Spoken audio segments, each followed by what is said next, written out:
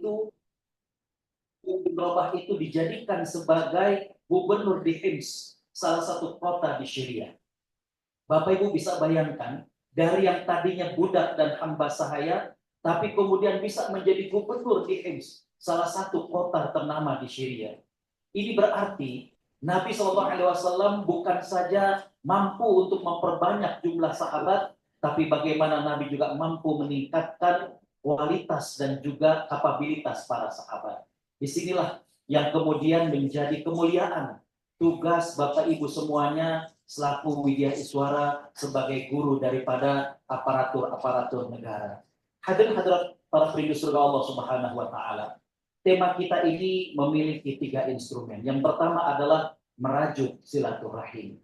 Saya awali dengan firman Allah Subhanahu wa taala dalam Al-Qur'an, A'udzu billahi minasyaitonir rajim, walladzina yasiluna ma atau, dan orang-orang yang menyambungkan dari apa yang Allah Subhanahu wa taala perintahkan untuk menyambung silaturahim. Bapak Ibu Allah Subhanahu wa taala rahmati, silaturahim artinya menurut Imam Nawawi adalah bagaimana kita berhubungan dengan seseorang sesuai dengan keperluannya. Jadi bisa jadi dengan datang ke tempatnya, saling berziarah, berkunjung, atau bisa jadi bagaimana bertukar pikiran, atau bisa jadi bagaimana membantu satu dengan yang lainnya. Jadi silaturahim itu bukan saja berkunjung, tapi bagaimana kemudian kita menyambung orang-orang yang memang mesti kita sambung, entah itu dalam bentuk mengunjungi, entah itu dalam bentuk membantu, entah itu dalam bentuk meringankan bebannya, tukar pikiran dan lain sebagainya. Hadirin-hadirat para perindu surga Allah Subhanahu wa taala. Begitu banyak kemuliaan silaturahim yang dijelaskan dalam Al-Qur'an maupun dalam sabda-sabda Nabi sallallahu alaihi wasallam. Saya catat dan saya sampaikan yang pertama adalah bahwa orang-orang yang rajin untuk silaturahim menjadi orang yang dekat dengan Allah Subhanahu wa taala. Ada sebuah riwayat yang menarik di mana beberapa sahabat datang kepada Nabi sallallahu alaihi wasallam dan mereka mengatakan, "Ya Rasulullah, kami memiliki saudara-saudara. Kami berkunjung kepadanya, tapi mereka tidak membalas kunjungan kami. Kami memberikan bantuan kepada mereka, tapi mereka tidak memberikan hal yang sama. Apa yang mesti kami lakukan?" Dalam kehidupan kita, kadang juga demikian. Kadang kita share tulisan, ada yang merespon, kasih jempol, ada yang mengatakan terima kasih, ada yang mengatakan jazakallah khairan, tapi ada juga yang diam 1000 bahasa. Ya. Ada juga orang-orang yang kita sambangi, kita bawakan cenderamata, tapi mereka tidak membalas. Mungkin dalam hati sempat ada perasaan, gak bakalan lagi saya datang. Ya. Tapi hadirin khotbah rahimakumullah, Nabi SAW menjelaskan kepada sahabat tersebut bahwa engkau mendapatkan kedekatan dari Allah Subhanahu wa taala, sedangkan mereka-mereka yang tidak balas silaturahim tentunya ada hitungan di sisi Allah Subhanahu wa taala. Hadis riwayat Imam Abu Daud dan Imam At-Tirmidzi. Jadi orang yang bersilaturahmi, yang pertama adalah dia menjadi orang yang dekat dengan Allah Subhanahu wa taala. Kalau memang sudah dekat, maka yang kedua saya katakan adalah bahwa orang yang silaturahim akan mendapatkan keberkahan dari Allah Subhanahu wa taala. Next slide ketiga. Berikutnya. Ya. Hadirin khotbah rahimakumullah. Di sini yang seperti tadi saya sampaikan, ya, bahwa beberapa sahabat mengadu kepada Nabi sallallahu alaihi wasallam bagaimana mereka menyambung silaturahim dan tidak mendapatkan hal yang sama. Maka Nabi SAW mengatakan kepada para sahabat tersebut, sekiranya keadaannya seperti yang kalian ceritakan, maka mereka seperti memegang bara api. Artinya mereka mendapatkan dosa karena tidak pernah melakukan hal yang serupa. Sedangkan bagi dirimu, maka mendapatkan pertolongan dari Allah Subhanahu wa taala. Artinya silaturahim ini bukan artinya kita membalas, tapi memang dari lubuk hati kita yang paling dalam. Makanya dalam riwayat dikatakan laisal wasilu bil mukafi, yang namanya orang bersilaturahim itu bukan orang yang membalas kunjungan orang lain, bukan orang yang membalas silaturahim orang lain, tapi bagaimana memang dari hati nurani mereka ingin kemudian menyambung silaturahim. Makanya hadir khotalimah rahimakumullah, luar biasa ya. Bapak Kepala Deputi dari Rawamangun datang ke sini, Ibu Evin, kemudian yang lainnya. Kalau tadi ada kemudian disampaikan pantun, maka seperti kata pepantun, kalau tiada tinta, takkan kugubah sebuah puisi. Kalau bukan karena cinta, takkanlah bapak-bapak ini ada di sini. Ini suaranya orang Johar sama dengan saya orang Mardani. Kalau bukan karena cinta, tentu kita tidak berada di sini. Hadir khotimah rahimakumullah. Yang ketiga saya mengatakan bahwa di antara luar biasanya silaturahim adalah dia setingkat dengan sholat dan zakat. Nabi Shallallahu Alaihi Wasallam Nabi Shallallahu Alaihi Wasallam bersabda dalam hadisnya, ya, di mana Nabi mengatakan, ya, ta'budullah wa la tusyriku bihi syai'an. Sembahlah Allah Subhanahu wa taala, jangan kalian menyekutukan dengan yang lainnya. Wa tuqimas shalah wa tu'tiyaz zakat wa tasilur rahim. Lihat, Nabi Shallallahu Alaihi Wasallam menyamakan antara silaturahim dengan menegakkan salat, dengan menunaikan zakat. Hadir khotimah rahimakumullah, begitulah pentingnya silaturahim dalam Islam. Dan tadi saya mengatakan Allah memberikan keberkahan kepada mereka-mereka yang melakukan silaturahim. Ya. Sekarang bentuknya bisa bermacam-macam. Apakah dengan kolaborasi, apakah dengan silatul afkar, bagaimana sharing dan lain sebagainya. Saya sekitar 4 kali diundang ke Korea dan hampir sama ke Jepang. Ada satu ungkapan di sana. Kalau satu orang Jepang bertanding melawan satu orang Korea, bisa dikatakan satu orang Jepang yang menang dalam pertandingan itu. Tapi kalau ada 10 orang Jepang tanding dengan 10 orang Korea, maka bisa dipastikan yang menang adalah 10 orang Korea. Karena apa? Karena hadir khotimah rahimakumullah, yang 10 orang Korea ini ternyata kekuatannya pada kekuatan kebersamaan. Makanya kita lihat dari mulai teknologi rendah sampai middle teknologi, bagaimana Korea Selatan sudah mulai bisa mengalahkan daripada teknologi Jepang. Ya. AC sampai mobil, bagaimana produk-produk Korea ketika saya Ramadan full di Kuwait, bagaimana kemudian mobil-mobil daripada Korea Selatan dengan kemudian berbagai macam aksesorisnya yang lebih inovatif dan lain sebagainya, kemudian sudah mulai menggeser bagaimana produk-produk daripada produksi daripada Jepang. Jadi hadirin khotimah rahimakumullah, inilah di antara berkah daripada silaturahim. Allah memberikan keberkahan, Allah memberikan kepada orang-orang yang rajin silaturahim, entah itu pahala di akhirat dan juga kebaikan di dunia. Yang berikutnya hadirin khotimah rahimakumullah, ya.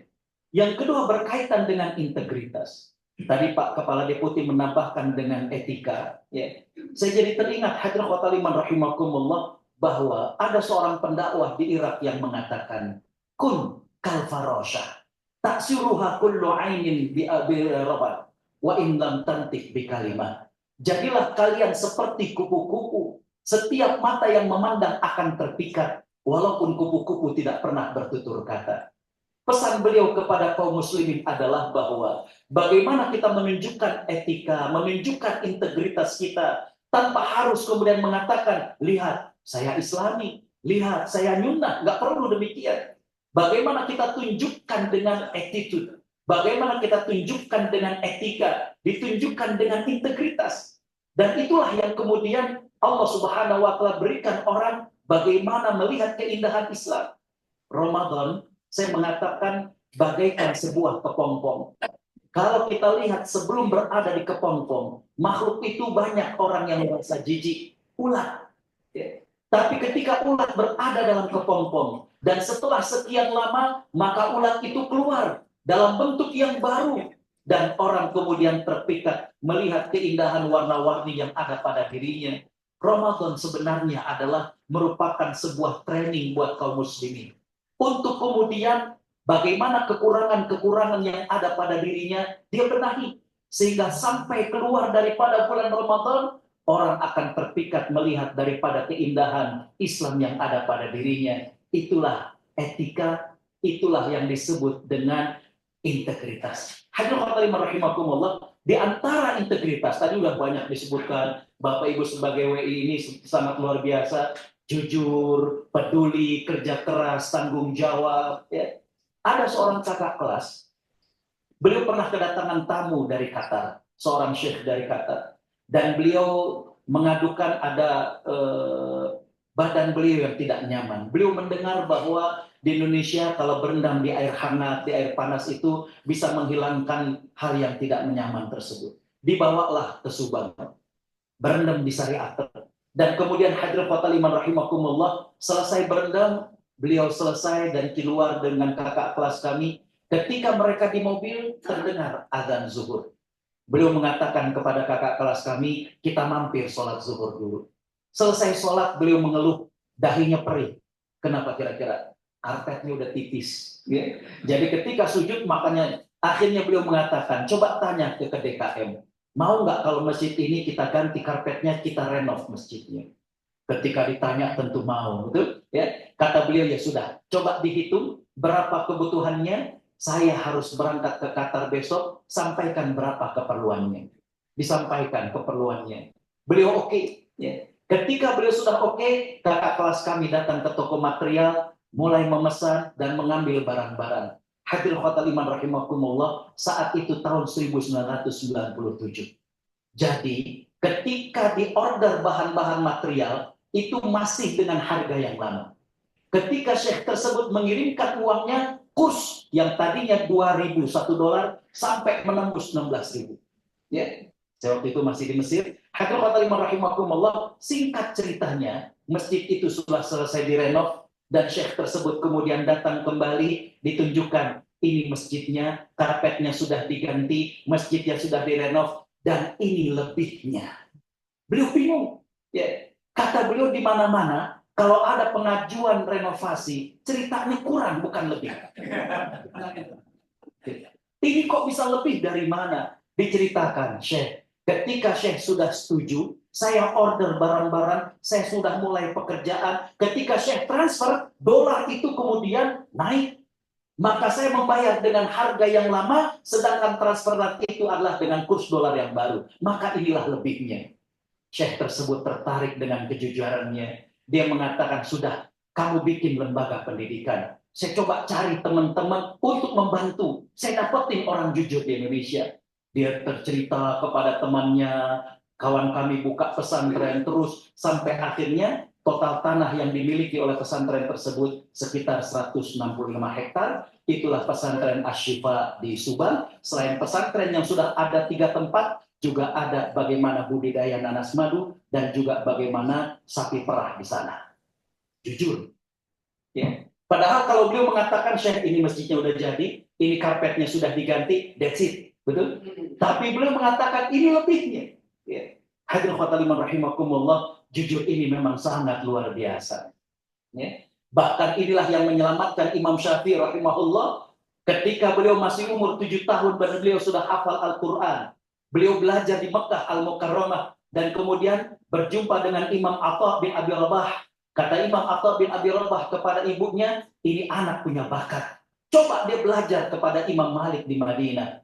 Saat itu sang ibu tidak banyak menitipkan bekal. Karena Imam Syafi'i ayahnya meninggal dunia sebelum beliau lahir, beliau yatim. Ya. Yang menarik adalah ketika beliau di perjalanan dicegat oleh perampok penyamun. Ya. Dan saking jujurnya sampai penyamun tersebut tidak tega. Ketika ditanya, ayo, kamu bawa harta nggak? Ditunjukkan, ini bawa. Ya. Hadirin khotal iman rahimakumullah, jujur. Ya. Yang kedua tentunya adalah peduli. Bagaimana hadirin khotal iman rahimakumullah, sesuatu yang singkat, ya, sesuatu yang menunjukkan kepedulian, bermaksud untuk membantu, ini dirasakan sangat luar biasa. Saya termasuk orang yang beruntung, berangkat ke Kairo sendiri, pulang berempat. Untung bukan? Ya. Jadi saya nikah di sana dan punya anak 2 di sana. Ya. Yang menarik adalah 2 anak kami di Kairo itu lahir dengan operasi sesar. Jadi ketika lahir anak yang pertama, langsung saya telepon ayah saya, bah, ini cucunya yang di Mesir lahir. Oh, alhamdulillah. Ya. Kata beliau, normal apa operasi, Gus? Operasi, anak mahal tuh, kata beliau. Saya nggak ngerti kenapa disebut anak mahal. Karena kenapa? Ketika istri saya sudah kontraksi, kami bawa ke rumah sakit swasta. Bukan rumah sakit di bawah naungan kampus. Dan ketika melihat wajah kami, maka pihak daripada resepsionis mengatakan, Anda ngapain di sini? Saya katakan mahasiswa. Ada nggak kartu kuliahnya? Saya tunjukkan kartu saya, kata beliau izin saya fotokopi. Ya. Beliau fotokopi, yang aslinya diserahkan, fotokopiannya kemudian di staples dengan formulir, langsung dituliskan, majanan min zakatil mustashfa, gratis dibayarkan dari zakatnya rumah sakit. Jadi masuk assalamualaikum, pulang cuma jazakallah khairan, yang baik dan ganteng istri. Ya. Kalau di sini kita mengatakan jazakallah khairan wa iyyakum, tapi tolong ke administrasi dulu. Bagaimana zakat sudah ngeblend dengan yang namanya institusi. Nggak perlu lagi nelfon kepada kiai, ini kalau ada orang Indonesia termasuk mustahik zakat, nggak perlu lagi begitu. Kita lihat. Ya. Bagaimana kemudian secara sistemik, itulah yang kemudian menjadi inspirasi saya, dan kemudian menjadi Dewan Syariah Lembaga Amil Zakat Nasional. Saya mengatakan bahwa zakat bukan saja easy come, mempermudah orang untuk zakat, bisa kemudian QRIS dan lain sebagainya, tapi juga mudah untuk diakses bagi mereka yang mustahik. Jangan sampai mudah untuk bayar, sulit buat menyalurkan. Ya. Lihat, begitu sederhananya. Ya. Dan ketika kemudian setelah itu kontrol, dokter itu sama antara kami yang gratis dengan yang lain yang berbayar. Saya bertanya kepada dokter, dok, tahu nggak kalau saya dengan istri berobat di sini nggak bayar? Tahu? Tapi kenapa perlakuan dokter dengan kami ini sama dengan mereka yang berbayar? Wah, jadi gini. Bagi pasien-pasien yang gratis dibayarkan dari dana zakat, kami juga para dokter diajak untuk bersedekah. Misalkan setiap pasien kami dapat 10.000. Bagi pasien-pasien yang dibayarkan dari dana zakat, kami diajak, mau nggak sedekah? Dokter hanya dapat 8.000, 2.000-nya sedekah. Jadi mereka juga tetap dibayar. Ya. Ikhlas itu bukan berarti kemudian cuma-cuma. Tapi bagaimana dia tetap dibayar, tapi diajak juga untuk kemudian berkontribusi dalam proyek kebaikan itu. Peduli. Ya. Hadirin khotaliman rahimakumullah. Bagaimana kerja keras tentunya sudah lebih tahu, ada kerja cerdas dan lain sebagainya. Tapi hadirin khotaliman rahimakumullah, yang pastinya hasil tidak akan mengkhianati daripada yang namanya usaha. Ya. Yang berikutnya adalah tanggung jawab. Next. Berikutnya hadirin khotaliman rahimakumullah, saya sampaikan beberapa riwayat. Nah ini. Ya. Nabi SAW mengatakan, innakum lantas aunan nasa bi amwalikum. Kalian kalau ingin merebut hati seseorang, nggak bisa dengan harta. Mau dikasih uang, ya. Tapi orang nggak akan kemudian merasa nyaman. Ya. Chemistry-nya nggak dapat. Nabi mengatakan, walakin yas'ahuhum bastul wajhi wa husnul khuluq. Tapi yang bisa kemudian mempesona orang adalah senyum dan juga akhlak yang baik. Ya. Buku dulu ketika saya kecil, How in Friends, bagaimana meraih teman dan lain sebagainya di Carnegie. Ya. Beliau mengatakan bahwa dalam satu pesta, orang biasanya, kalau di Eropa itu, kalau pesta malam itu gaunnya hitam. Ya. Tapi ada seseorang yang menggunakan gaun merah menyala. Ya. Turun dari sebuah mobil mewah, cantik. Tapi di pesta tersebut, tidak ada orang yang mendekati wanita tersebut. Diamati, ternyata apa? Perempuan tersebut nggak tersenyum sejak dia datang. Cemberut. Kalau kata orang Mardani, dunia udah pahit, deket tambah pahit. Ngapain deket-deket? Auranya nggak baik. Yeah. Tapi ada orang yang pakaiannya sederhana. Tapi ketika ketemu dengan orang sumringah, nyaman, happy, Bapak Ibu bisa merasakan bagaimana ketika datang ke suatu tempat dan kemudian betul-betul disambut dengan begitu senangnya orang. Yeah. Berbeda. Yeah. Jadi bagaimana etika, integritas ini mempesona orang. Yeah. Kadang mohon maaf, ada orang yang tidak terlalu cantik, tidak terlalu tampan, juga tidak berharta lebih, tapi orang nyaman dekat dengan dia. Karena apa? Integritasnya. Karena apa? Etikanya, akhlaknya. Ya. Itulah yang tadi saya katakan bahwa jadi kaum muslimin itu mestinya seperti kupu-kupu. Nggak perlu dia teriak-teriak, oh saya Islami, lihat saya Yuna.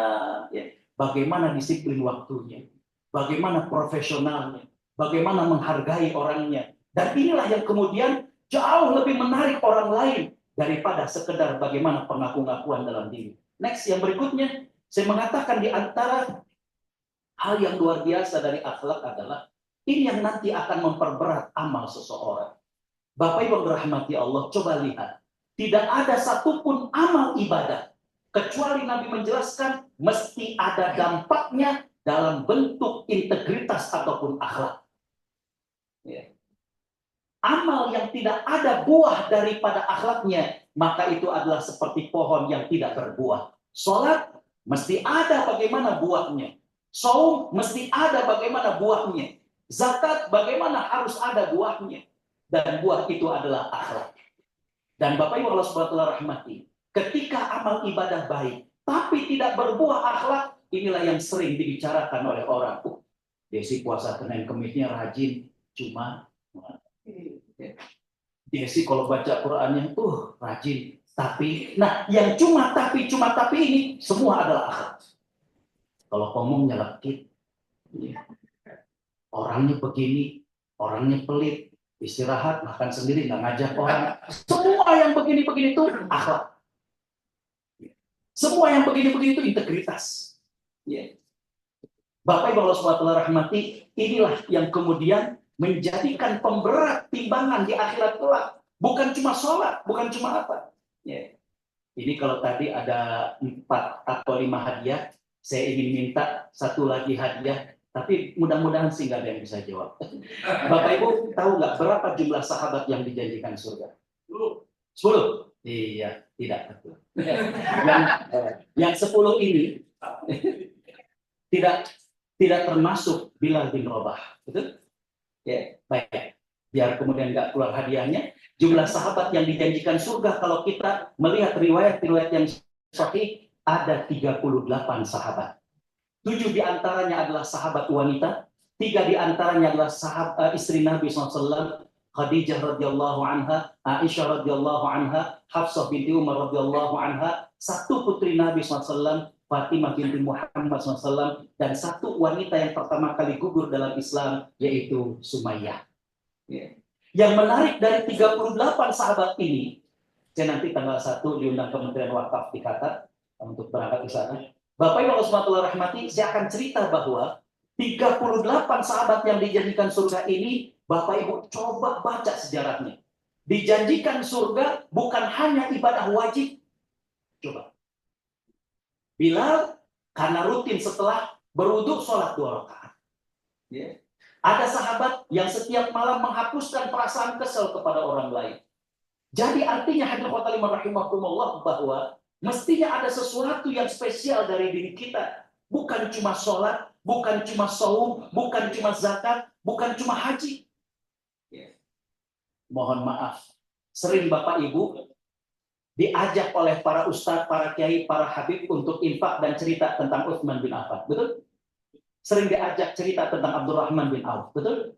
Pernahkah Bapak Ibu nanya, mereka itu infaknya gede-gede, kayanya itu dari mana?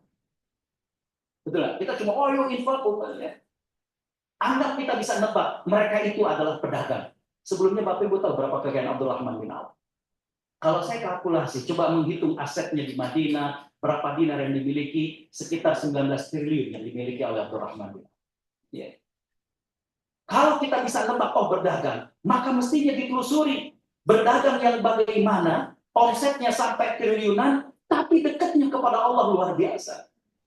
Ini yang saya sering sharing dengan para ustaz, yang mengatakan bahwa umat juga harus naik kelas. Jangan cuma cerita-cerita yang kita hadirkan, tapi bagaimana menganalisa itu. Kalau tadi dikatakan sebagai problem solvernya, jadi bukan cuma, karena kenapa? Dengan kondisi sekarang ketika dia infak, kita merogoh kantong, waduh. Tapi kita lihat para sahabat. Jadi kembali bahwa Bapak Ibu Allah SWT rahmati, ada sesuatu yang istimewa selain daripada ibadah-ibadah wajib. Dan itu diantaranya adalah akhlak. Makanya yang memberatkan timbangan amal baik, itu selain ibadah adalah akhlak. Next. Yang berikutnya, Bapak Ibu Allah SWT rahmati,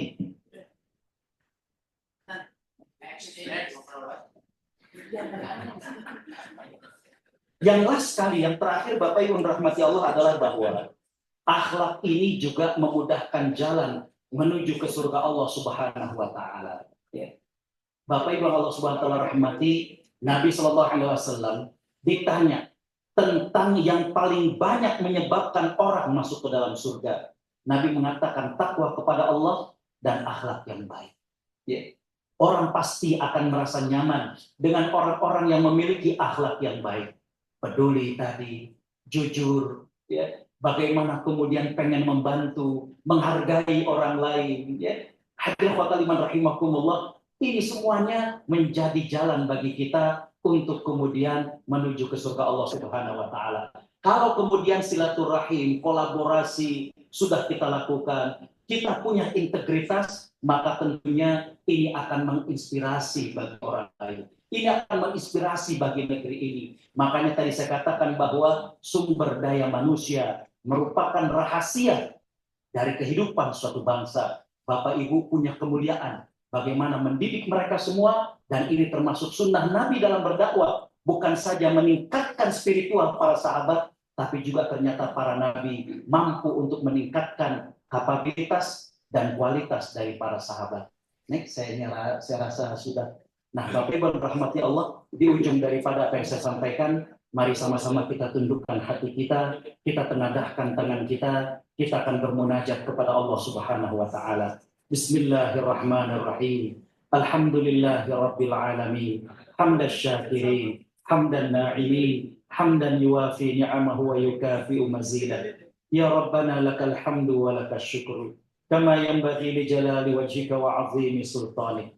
Allahumma salli ala Sayyidina Muhammad wa ala alihi wa sahbihi ajma'in. Ya Allah, kami semua yang hadir di ruangan ini, seluruhnya bersimpuh di hadapan-Mu dengan mengakui segala nikmat yang pernah Kau beri pada kami. Kau beri kami kesempatan hidup, Kau berikan kami limpahan nikmat, Kau berikan kami keluarga, Kau berikan kami sahabat-sahabat yang baik. Ya Allah, kami juga yang hadir di ruangan ini bersimpuh di hadapan-Mu dengan mengakui masih banyak dosa dan kekhilafan kami. Ampuni mata kami yang terkadang masih berat untuk membaca firman-firman-Mu. Ampuni mata kami yang tidak memandang iba kepada orang-orang yang kurang beruntung di antara kami. Ampuni lisan kami yang terkadang masih berdusta, masih suka menggunjing, kadang menyakiti perasaan sahabat kami, kadang kurang sabar dengan anak-anak kami. Ampuni lisan kami yang terkadang lupa menyisipkan doa untuk ibu dan ayah kami. Ampuni tangan kami yang kurang merasakan kehangatan persaudaraan ketika kami berjabat tangan. Ampuni tangan kami yang sudah lama tidak mengusap-usap kepala anak yatim. Padahal sangat mungkin keyatiman itu terjadi kepada anak-anak kami. Ampuni kaki kami yang terkadang berat untuk datang ke masjid. Ampuni kaki kami yang sudah lama tidak berkunjung ke rumah orang tua kami, yang sudah lama tidak ziarah ke makam orang tua kami. Ya Allah, berikanlah kami badan yang selalu ringan beribadah. Berikanlah kami mata yang selalu rindu membaca Al-Quran. Berikanlah kami lisan yang selalu basah berzikir. Berikanlah kami istiqamah. Wafatkan kami dalam keadaan husnul khatimah. Ya Allah, ampuni ibu bapak kami. Sayangi mereka ya Allah. Maafkan kami yang belum sempat bakti kepada mereka. Ampuni kami yang pernah meninggikan suara di hadapan mereka. Ampuni kami yang pernah bermuka masam di hadapan mereka. Ampuni kami yang pernah membuat mereka menangis kepada ibu dan ayah kami yang sudah meninggal dunia. Ampuni dosa mereka. Lapangkan alam kuburnya. Pertemukan kami kembali dengan mereka di surga-Mu. Ya Allah, sekiranya Engkau memberikan kami pendamping hidup, berikanlah kami pendamping hidup yang kekal hingga ke surga-Mu. Lahirkanlah dari rahim istri kami dan juga para muslimah yang hadir di tempat ini anak-anak yang soleh dan solehah. Jagalah anak-anak kami ya Allah di saat terbatas penjagaan kami. Jadikan anak-anak kami para penegak-penegak sholat, anak-anak yang gemar baca Al-Quran, anak-anak yang gemar menghafal Al-Quran, anak-anak yang taat padamu dan berbakti pada orang tuanya. Ya Allah, rukunkanlah hati-hati kami. Cabutlah dari hati kami rasa iri, rasa dengki, rasa dendam di antara kami. Jadikanlah apa yang kami kerjakan sebagai amal soleh yang kami nanti dapatkan di akhirat kelak. Hiasi kami dengan akhlak yang mulia. Kuatkan ukhuwah dan juga silaturahim di antara kami. Allahumma ya Allah, berikanlah kami kebersamaan berikanlah kami kekuatan berkolaborasi, berikanlah kami kesehatan, berikanlah kami kebahagiaan dunia dan akhirat. Rabbana atina fid dunya hasanah wa fil akhirati hasanah wa qina adzabannar. Subhana rabbika rabbil izzati amma yasifun wa salamun alal mursalin walhamdulillahi rabbil alamin wallahu muwaffiq ila aqwamit thoriq. Wassalamualaikum warahmatullahi wabarakatuh. Dan mohon pamit, saya tidak bisa sampai selesai karena ada manasik haji. Ya, assalamualaikum warahmatullahi wabarakatuh. Waalaikumsalam warahmatullahi wabarakatuh. Jazakallah khairan katsiran atas segala ilmunya untuk kepada Ustadz Dr. Agus Setiawan